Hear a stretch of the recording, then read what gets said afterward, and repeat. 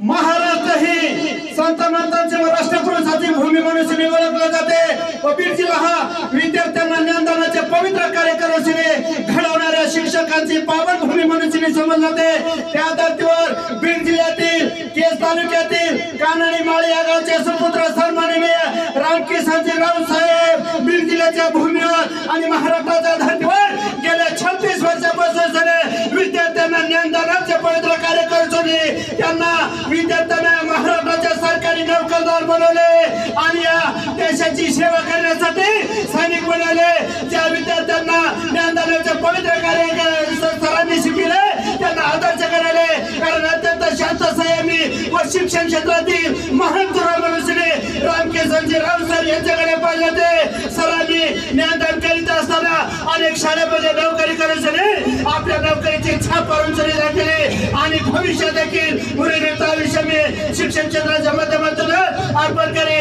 त्यांचा काल मोठ्या प्रमाणामध्ये शिक्षण अधिकारी यांच्या माध्यमातून कार्यमुक्त करण्यात आले आणि शिक्षण क्षेत्रामध्ये एक आदर्श शिक्षक म्हणून त्यांच्याकडे पाहिले होते। बीड जिल्ह्यामध्ये अनेक ठिकाणी जिल्हा परिषद मध्ये सेवा करीत असताना त्यांनी अत्यंत चांगल्या प्रकारे सेवा दिलेल्या असल्यामुळे त्यांचे नाव मोठ्या प्रमाणामध्ये आहे।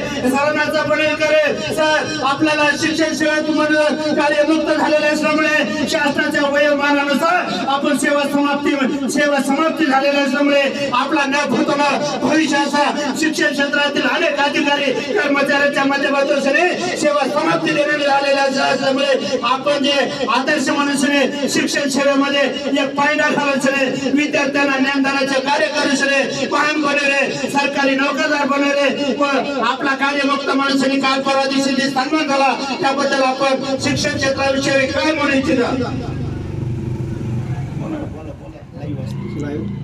माझं 36 वर्ष 3 महिने सेवा झालेली आहे धर्माळा या ठिकाणी आणि नाबाद सत्कार करून मला सेवा मुक्त केली। साधारण शिक्षण क्षेत्रामध्ये आदर्श असून भविष्यात देखील मी अत्यंत चांगले कार्य करेन व माझा जो सन्मान झाला त्या सन्मानाचा मी आदर्श करून पायंडा म्हणून घालीन अशी पत्रिका लेखकाला माहिती देताना आदर्श शिक्षक तथा गेल्या 35 वर्षापासून शिक्षण सेवा देऊन कार्यमुक्त झालेले सन्माननीय रामकिसनजी रावसाहेब देवकरला माहिती देताना बोलतात पत्रकार बाबूराव तिडके दिवेकर